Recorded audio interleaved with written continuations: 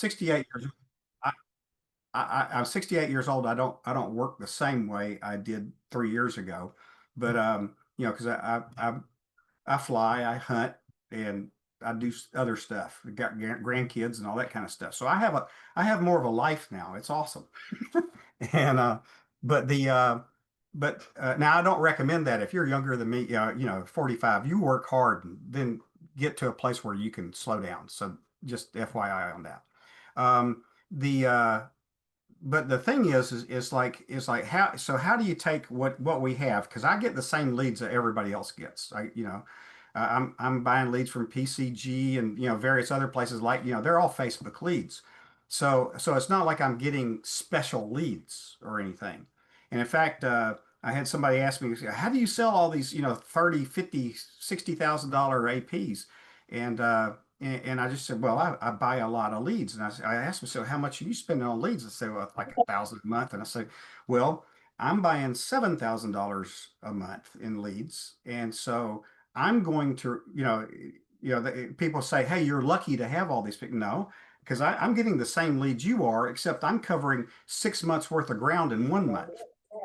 So I'm going to run into these people who have more money more often than if you're not getting a bunch of leads.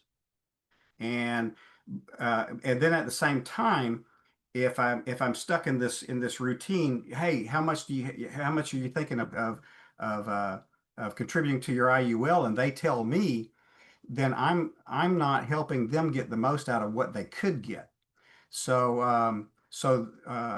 in fact, Eric, I talked to you earlier. Said, how do you want me to explain this? He says, well, show people. So what I'm going to do here, I'm going to share my screen, and I'm going to show you what it is or how I go about doing this, and and showing this to people that opens up their mind a little bit. And so you get people who maybe make $200,000 a year, and they were thinking, I'm going to spend $500 a month on this IUL thing that I've heard about, and you get to them thinking about $1,500 a month instead. And a couple of things that I do right off the bat, and before I show them anything, or as soon as I open up the and share my screen, they're looking at the National Life screen, either logged in or not logged in. But the first thing I do is I say, hey, Eric, the first thing I like to show people is this right here. I live in Arkansas, and this is my home address. You can go to Google, you can see my house. If you go to realtor.com, you can see in it. It's the other people's furniture from before we bought it, but it's in my house. Okay. This is my personal cell phone number and my email address and all that. Okay. And this is my Arkansas license. Now you're in Texas, right? Yeah, that's correct. Okay. So I'm licensed in 44 states. And let's see here. So what I want to do here is I want to show you my yeah, here, licensing. Okay. Yeah, I want to show you my Texas license, and as well. And this is my Texas license. The reason I want to show you this, Eric, is because you found me on the internet and you don't know me. Okay. And we're fixing to be talking about your money and your health, and those are two very personal and private things. I want you to feel confident that what we talk about here today is going to stay between us two. And if I misuse your information in any way with this number right here, this is my Texas license number, you can file a complaint against me at the Department of Insurance's website. You can file a complaint against me, and a complaint against me in Texas is a complaint against me in every state I'm licensed in. So with that number right there, you actually have the power to ruin me financially. And I want you to know I am not going to lose my living over one sale. Does that sound fair? Yeah, that sounds totally fair. All right, so if you would take a screenshot of this and let me know when you got it. Um, Got it? yes, sir. All right, and then take a screenshot of that as well, and let me know when you got it. Okay. All right, perfect. All right, now the other thing I wanted to show you is this right here. I'm an agency owner, and I'm contracted with about 40 different carriers. Now, not all of these do IULs, but some of them, like Transamerica, Allianz, Mutual of Omaha, Ethos, you've probably heard of them. Foresters, National Life Group, F&G, and AMM, they do IULs. the company that we like best is this one here in green, National Life Group. A couple of reasons we like them. They're the number one IUL carrier in America. They place more IULs than any other carrier, and not by a little bit, but by a lot. And there's a reason for that. Okay. They're also A plus rated, and basically what that means to you is that they have more money than they have in liabilities. So the economy could go all to pieces, and they have to pay back everybody everything that they owe. They can do that and still have $4 billion left over. So they're very sound. They've been around since 1848, third oldest insurance company in America. So they've been around a while and plan on being around a while. But more than that, they're a mutual company, which means that the policyholders, the actual owners of the company, and that makes a difference in the way they run their company because all their decisions are about what's good for the policyholder, not what's good for investors. Does that make sense? Yes, sir. Okay. And but anyway, but that's you know uh, about the company and me there. Um, I just want to make sure. I know you've been studying about the IUL a little bit. I just want to cover a couple of highlights just to make sure we're talking apples to apples. First of all, an IUL is an account that can be used for tax-free retirement. Now, you know about that, right? Yes, sir. Okay, and it participates in market upswings without the downswings, so there's no risk of loss. So if the market's moving up, your money's moving up. If the market's moving down, your money stays right where it was. So in a down year, you don't make any money, but more importantly, you don't lose any. Okay, does that make sense? Yeah, All I'd right. love to know how they're able to do that, but yeah, it does make sense. Yeah, and the yeah, it's also an account that you can use as your own bank. So unlike a qualified account like a 401k or what have you, your money's kind of locked up until you're 59 and a half. This has no rules like that. So you have access to your money as you build it up. And and and it's also it's because so think of it as a 401k without all the government rules and zero risk, but more importantly, it's tax free. You can build up $1 million in an IUL and pull every bit of it out tax free, and that's a really good advantage. Do you agree? Yeah, absolutely. Okay. All right. Mhm. Now what I want to do, I'm going to log into the software here, and now this is National Life software, and what we're gonna do is going to create an illustration here for you. Now you live in Texas, and Yes, Eric, and then you're 55 years old, and your birthday 6/30/70. Is that right? sure. Okay. All right. And you don't smoke, right? No, Okay. All right. Now there's three different ways we can build an IUL. The first way here, this minimum death benefit, maximum cash value. If you kind of think of an IUL, it has two buckets in it. There's an insurance bucket and there's a cash bucket. Okay. And so most people, they're wanting to build as much cash as possible, and that's your goal, correct? yes, Okay. So what we're doing is we're making the insurance bucket as small as possible so that the least amount of your budget is going to pay for insurance and most of it's going into this cash. And that's what's invested on the market and it's growing, it's compounding for you without the risk of loss, like we were talking about. And so that's the way that most people wanted it. But if having more insurance is important to you, then we make the insurance bucket bigger, but that's going to make the cash bucket smaller, and so it's going to grow slower. Does that make sense? yes, Okay. So based on what you were telling me about what your goals are for you and your family, the minimum death benefit, maximum cash value, that's the way you want this set up, correct? that's right. Okay. All right. Now, the uh, the this is giving me the circle of death here for a second. Okay. All right. So Because you're on Windows. the new retirement age is 67. So I'm just going to we're just going to run this illustration at age 67. Your goals may be different, but I just wanted to, for the sake of just showing you how this works. Um, yeah, for some reason I'm getting the circle of death. This usually doesn't happen. All right. The Sure, sure. the let's see here. Okay, something's gonna something's got to give here. Specify amount. Let's see here. There we go. Okay. So what we're going to do is we're going to set this up as you're going to contribute to it for till you're age 67. And just for the sake of illustration, I'm going to set this up at $1,000 a month, just to give round numbers so you see how this works. Okay. Okay. All right, and and whenever it gets around to it, it's going to give me the next page here.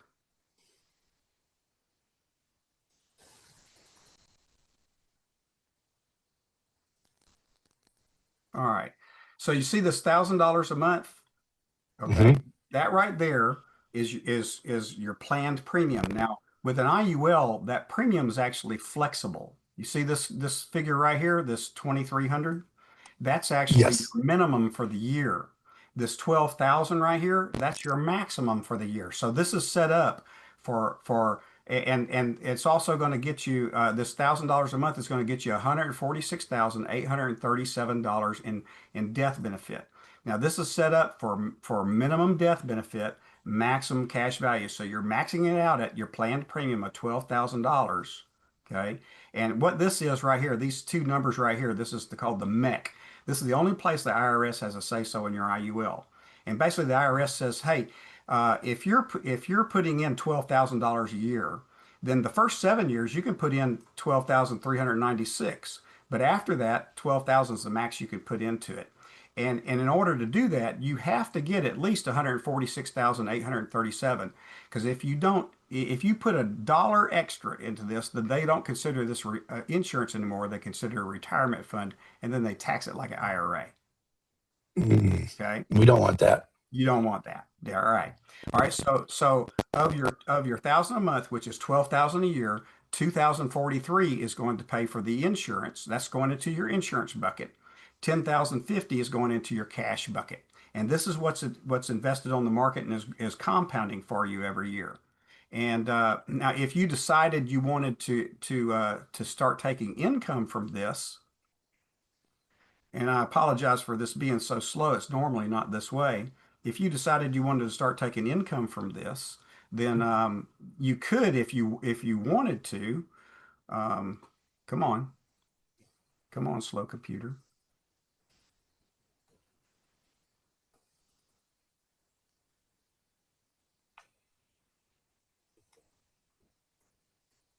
It's working.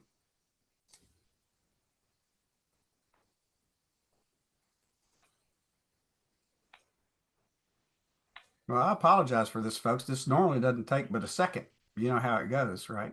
You could draw $15,000 a year for the rest of your life and never worry about running out of money. Now that's 15,000 tax free. So Eric, that's the equivalent. That's like pulling out or drawing $20,000 before taxes. Mm-hmm. Okay, and Mm-hmm. now in my now here's the thing: $15,000 a year. Uh, $15,000 a year is not retirement money. That's retirement supplement money, right? Right. Okay. So, in my opinion, this column right here is the most valuable column in the whole thing because this is the part you get to use as your own bank.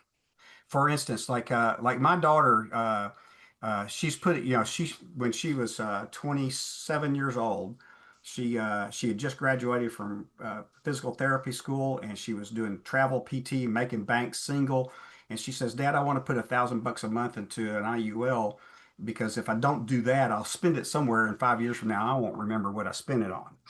Okay, and Mm-hmm. so I'm really proud of my daughter. She's kind of wise for years at the time. And but anyway, she put this $1,000 a month into it. Well, after her third year, she had about this right here. She had about 28,000 and she met a lady at church who was buying, in conversation, she's telling her about she's buying her fourth Airbnb, and Hannah got to talking with her about it. And anyway, it turns out this lady mentored Hannah in buying Airbnbs. And what she did is she found a house here in Little Searcy, Arkansas, okay, which is 40 miles north of Little Rock, little town. But she found a house she could put $20,000 down on. And she said she rehabbed it, set it up as an Airbnb, and her first year on that, she profited $22,000. Well, what she did is because she was already making money, she didn't use her Airbnb money for spending. She put it right back in her IUL. Well, the next year she had almost $40,000. She found her second house. She put $32,000 down on. Now, this past August was her first month to rent that out. And in August, between those two houses, she profited $5,200. And so in 2 years, she's built herself $60,000 in passive income, and her IUL helped her do that. Hmm. Okay. Now That's her great because she was able to borrow the money because out, she put had it the as a, funds to she had the funds to yeah. do something with. See, your goal may be to start a business or buy a franchise or to flip houses. I mean, like if you're flipping houses and you're borrowing $30,000, $40,000 from a hard money lender, you can be your own hard money lender, and you can flip Mm, two or three houses, or two houses a year, and just using your own money to do it. mhm. You know, or right here, let's say that you got a 3,000, to explain to you how the banking side works, and the advantage of doing this. Okay. Let's say that you got it right here, first year, end of the first year, you got 5,800. Say you got a $3,000 Visa bill, and you've been paying $300 a month on it. And at 22% interest they charge nowadays, it's going to take 14 months to pay that off. Well, instead of doing that, you could borrow the $3,000 from your IUL, pay the Visa bill off, and now instead of sending writing a check every month for $300, and it leaves your checking account and it goes where? To Visa. Do you ever see that money again? Not unless I borrow it from Visa again. No, not unless you borrow it, and then it's not yours; it's Visa's. They're lending. Right. Okay. Right. But Visa has that money now. Now, if you borrowed it from your IUL, you paid the Visa bill off. Now, instead of sending $300 a month to Visa, you write the check, $300, and you send it where? You send it to your IUL. In 10 months, you'll have that thing paid off. Now, think of this. In 10 months, you just paid your Visa bill off, and you still have the money you paid the Visa bill off with. Mhm. Let that sink Mhm. in for a second. Okay. Now, does that make paying the Visa bill off free? No, because you borrowed the money from the bank to pay the Visa bill off with. You paid the bank back, but you own the bank. Mhm. So you have the same money you paid the Visa bill off with to use again. So basically, what you've done is recovered the money. It's like my daughter when she borrowed that $20,000, she paid herself back. She had the same money she bought her first house with to buy her second house. And here pretty in 6 months, she'll have the same money she bought her first two houses with to buy her third house. And then she's going to start buying two houses at a time. Her goal is over the next 5 years now. So she had a 7-year plan to buy 10 houses, bringing her in $20,000 a year plus. That's where wealth is made. Does that make sense? Yes. Okay. Now let me explain to you what the process here is. Okay, because this Hey, is can I mhm. press pause on that real quick? Yeah. So, I want to make a couple observations and ask a question. So, what I love about what you did here is you're not just showing them how it works. You're painting a picture of what they can do with it, how they can use the program, and you're also seeding their mind with opportunity, right? I So did. the way I think most people sell these or present these is it's much more technical in terms of like, okay, you put this in and here's your money and it's growing and da da da, and then that cool, and look how big this number is. And yeah, that is cool. But it doesn't. I mean, it's a nice to have, right? Mhm. The way that you're presenting it is like, maybe I'm not even thinking about flipping houses. Maybe I'm not thinking about any of this stuff. But all of a sudden, I'm start. Well, man, I could do something like that. Wow, I could do that. Oh man, and so you're giving the person like you're creating a future for them to live into that they can see themselves doing because all of a sudden this vehicle provides me the capital to take advantage of some of these things that I'm not even thinking about right now. Yeah, see, like when Would my daughter took out her love IUL, that. she had no idea she was going to be in the Airbnb business. None. She didn't even know what she was going to do with it. She just knew that if I didn't do something with it, it would get spent on something. And 5 years from now, it would get spent on something she wouldn't even remember what she spent it on. Now This I did have this gives her a plan. right. Exactly. Yeah, I love it. I love it. Well, now Matt had asked a question here, and I know the answer, but I want to let you kind of do it. So he asked, wouldn't the policy lapse if you pulled, 20,000 out if the surrender is 28,000? Doesn't the Well, surrender charge actually, have to cover? Matt, that brings up a good question, or that's a really good question because an IUL can be abused. And let me explain to you what I mean by that. An IUL, the first 10 to 12 years is designed to have money in it. And what that means is that in the between now and the time you retire, you need to use your IUL as a bank, or you need to follow two rules basically. You only borrow from your IUL for things you'd borrow from a bank for anyway, or for things that make you money, period. Now why? Because if you borrow from a bank, you're going to pay that back, right? Okay. And if you borrow it to for things that make you money, then exercise the discipline, like my daughter did, not to spend that money, but to put it back in her IUL. Well, why do you want to put it back in your IUL? Because because the next year she had the same money she bought her first house with to buy her second house with. Now, if she'd spent that money, she'd have had to wait. She'd have had to have waited. But then, also being in the early years, she could have abused her IUL by not paying it back. Now, do you have to pay it back in a year or 2 years or 3 years? It's an unstructured loan, and you're the president of your bank. The point is that if you borrow from it, you treat it as a real bank. For instance, if you were buying a car, right, a $30,000 car here, and you could go to GMAC and they'd set you up on $700 a month payments for 5 years. Well, make the $700 a month payments to your IUL. You haven't changed your expenses a bit, but you're just using your IUL as Chrysler Finance. You treat it the same exact way you would. And then what happens if you miss a payment to Chrysler Finance? Does that affect your credit? Yeah. And Yes. if you miss a payment to your IUL, what happens? You go, Nothing. Eric, do better next month, man. Right. Right. That's it. Yeah. Yeah, that's Because good. you're And the I, th- president I of your think bank. I think the other thing too, Matt, and just for the rest of you guys is, uh, to access the surrender value, you would need to surrender the policy. But the surrender value is typically equal to the loan value. And so that's why he's using that surrender value column that way. Yeah, And so and in typically, fact, yeah, yeah, and in fact, when you borrow money from here, you want to leave at least 10% because you risk closing your account if you take all of it. You don't want to do that. And then you need to in the first 10 to 12 years, that's when you treat it as a real bank. You pay it back, or you borrow it for assets that make you money, period. Okay, and then you pay it back. And then when you go to retire, now that's when you start borrowing money and don't worry about paying it back because the death benefit is going to pay it back. So let's say mm, that here you pass away when you're 75 and you've borrowed what here's 15 times 100. Yeah, and you borrow actually it's made more money, but say you borrowed $100,000, your wife's going to get $180,000 minus the $100,000, so she'll get $80,000. yep.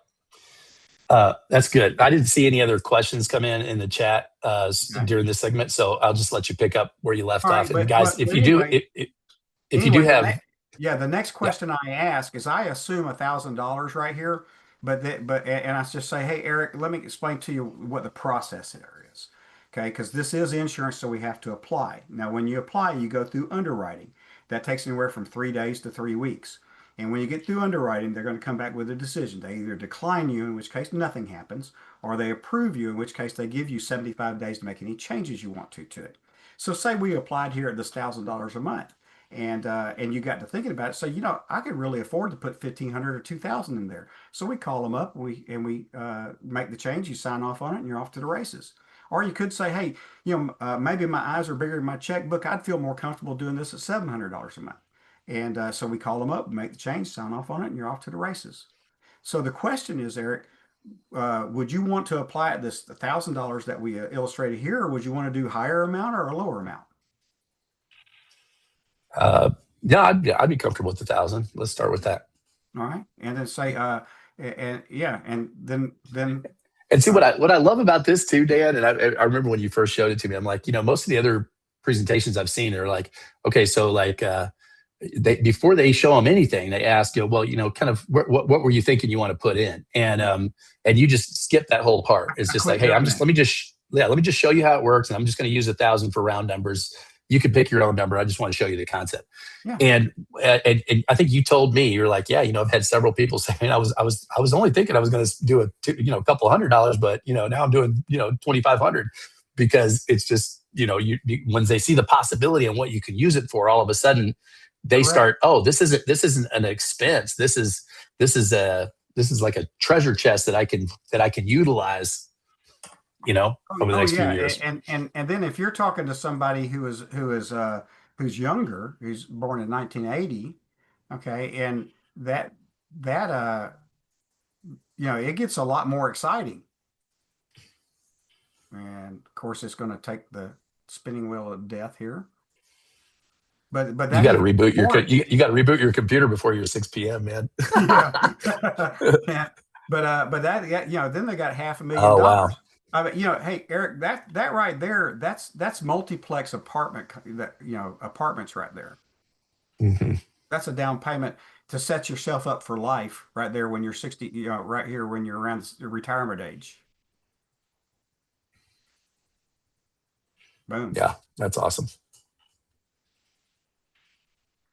And but anyway, but that's what and then here when you're 47, you can start on your Airbnb empire, or when you're 51, you could buy a Subway franchise that's going to get you $100,000 a year as an absentee owner.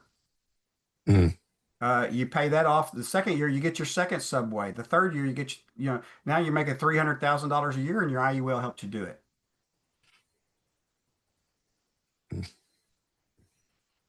This is great. Are you doing most of your appointments using Zoom, or do you use Crankwheel or something like that? I do them all Zoom. I tried Zoom. Crankwheel. I've tried Google Meets. I just do Zoom.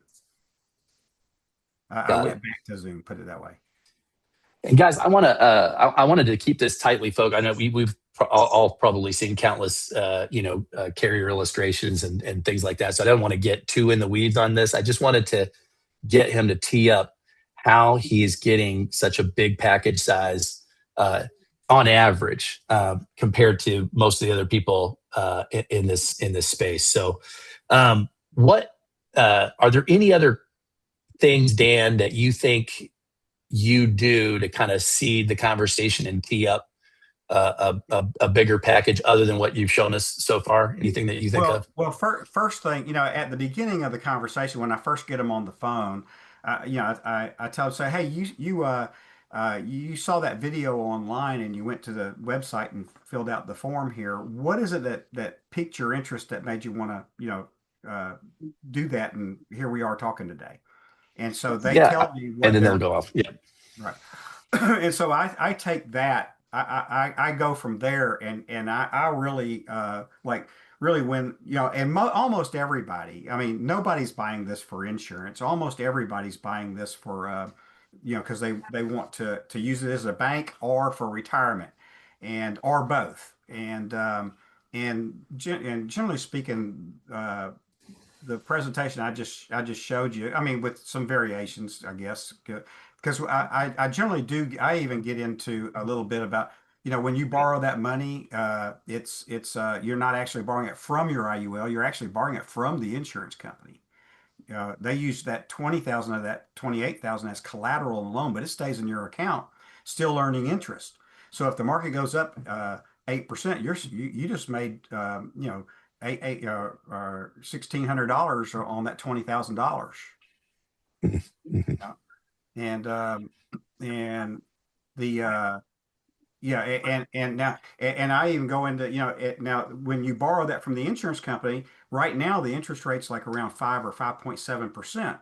But it's still in the market. So if the market makes 8, you're actually making money on the money you just borrowed. Mhm. Yeah, I love that piece of it. And There's a couple questions that came in here.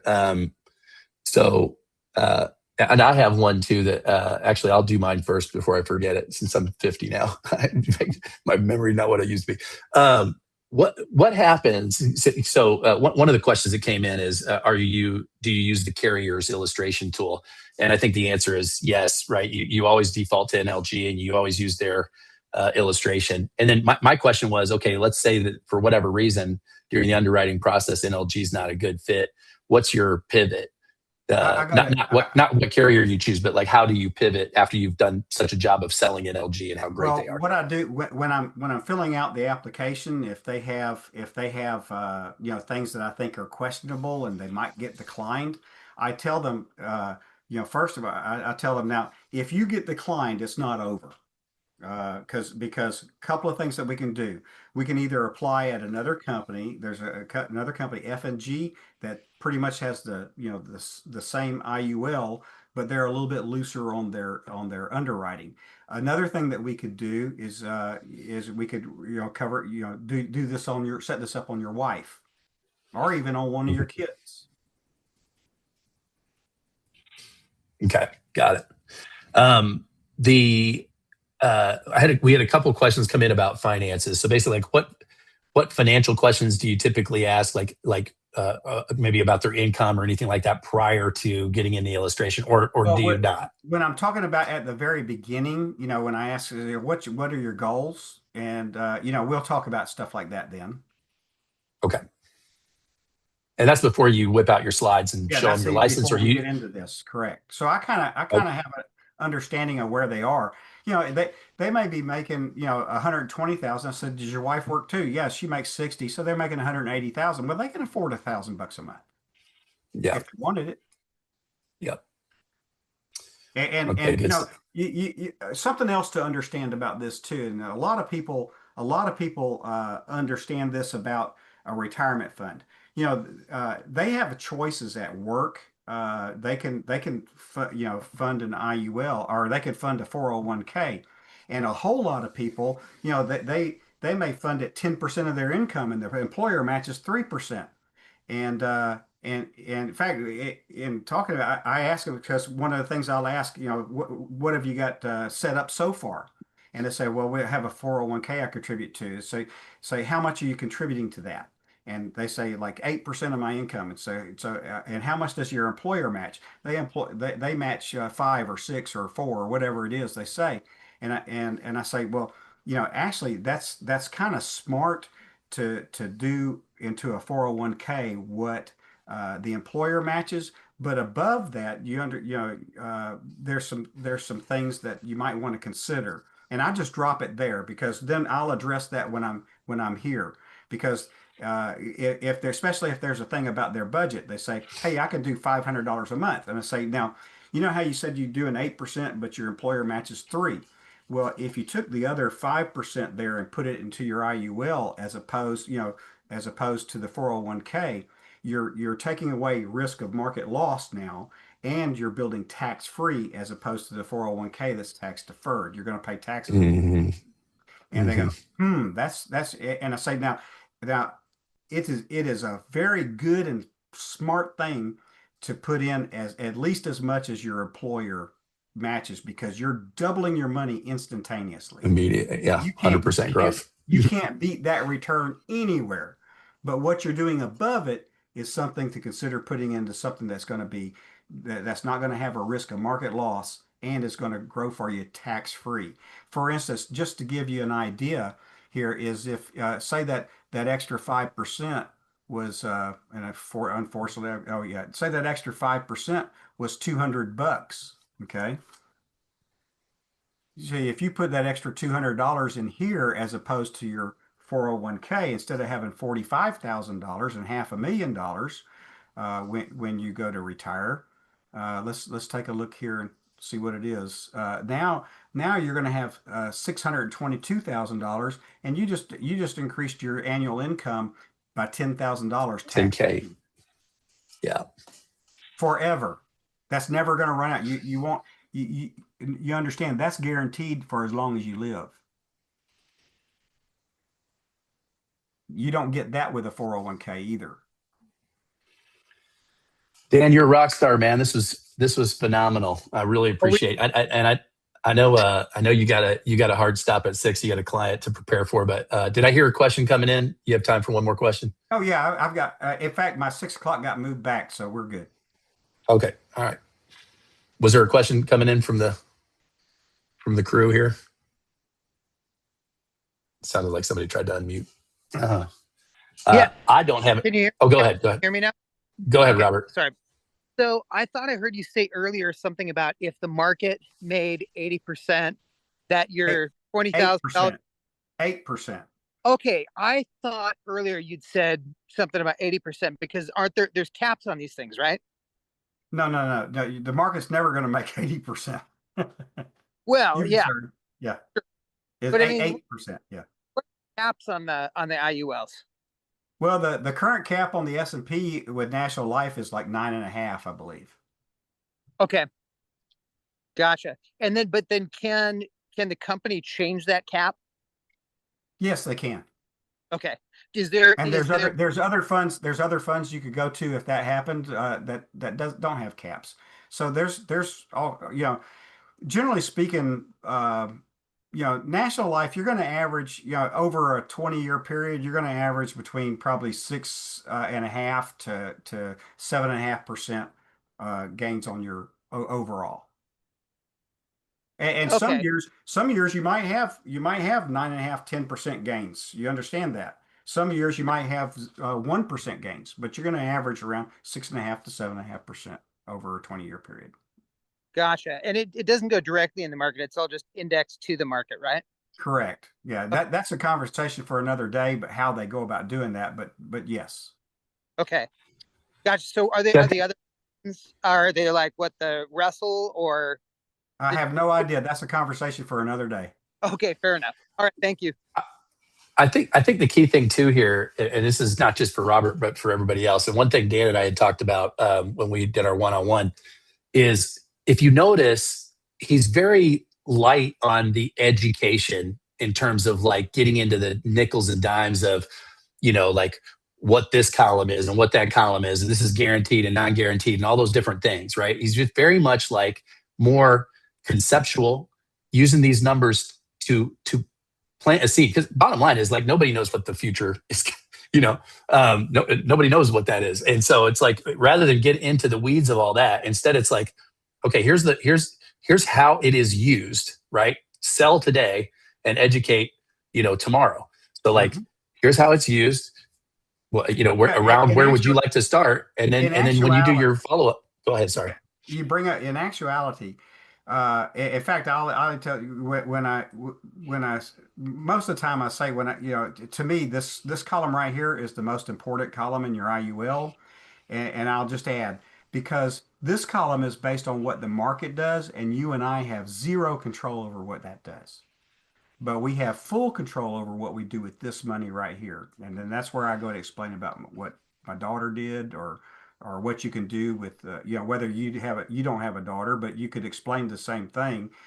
You could take this $34,000 right here, put it down on a house, set it up as an Airbnb, probably cash flow 25 to $35,000 on that. And but this right here, you and I have full control over what we do with this money. That's where wealth is made. And so, and you noticed, Eric, you'd asked me, so yeah, I'm kind of curious as to how they go about, doing, where zero is the floor. I didn't even answer it Right. Right. because what difference does it make? It's the way it works. Right. Does it make any difference? And even when I explain it, they're not going to understand it.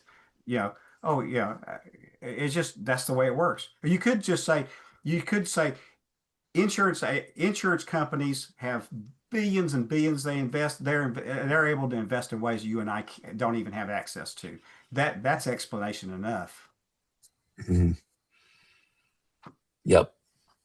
Jesse, the comment you just made, would you just chime in for 60 seconds and just expand on that? Because it's so critical. Yeah, so what Dan is highlighting here is an idea that broke people and wealthy people kind of stay in their lane. Broke people are like, I'm trying to make money from the money I'm saving. a 401k, an accumulated value going up 6%. Wealthy people say, how can I make money from my assets? So they're taking this as a cash surrender column as an asset and then using that to get a higher producing asset. Versus broke people will be like, how about what's my floor? What's my ceiling? Am I getting enough of a percent? And it's like, you're the wealthy aren't using their money to find the next Apple. The wealthy aren't putting their money to find the next big thing. They're getting steady growth in solid assets and then using that money to then get bigger assets and then using the Airbnb's assets as their funny money. They're getting their main stuff to grow their big assets, and then when they have windfalls or a big year in Airbnb, then they might invest that into, the market. But they're not taking their base money. So I think Yeah, we got to help people get it. that's a good point because most of the wealthy people I talk to, they wouldn't think twice about putting their money into something that gets 4% because Exactly. it's going to get Exactly. 4%. Yeah, you're so on point. Yeah. And it's not about what's made. It's not about what's made in this column. Put it that way. It's about what's made in this column. Yeah, I love that. I think that's that. If we could pick one thing and pull it out as kind of the crux of, how to get these bigger ticket, how to get more people putting more money into these, et cetera, it drives their wealth, it drives our wealth, et cetera, is really that conversation right there. See, we have a lot of people on our team. They hardly ever explain anything about it because they don't want to take time on showing this to people. But if people understand that, that's where the dream is made. People buy dreams. Mm-hmm. Well, this was really great, man. I want to respect all y'all's time and get you off here before 7 o'clock on the East Coast. So thank you for your attention. Thanks for being on. Thanks for being engaged. Thanks for the questions. Every single person, when you asked a question, you spoke for, a dozen other people on this call that had the same question but didn't ask it. And so this was really great. Dan, thank you, man. Thank you, brother, for your time and your wisdom. And I really enjoyed having you on here. Well, thank you. I appreciate the invite. You're welcome. And for those of you guys that were asking about the recording, so Jesse did record it. Press the recording button. We'll have it up in the Discord later. So thanks for being on here, guys. You guys are great. Cheers.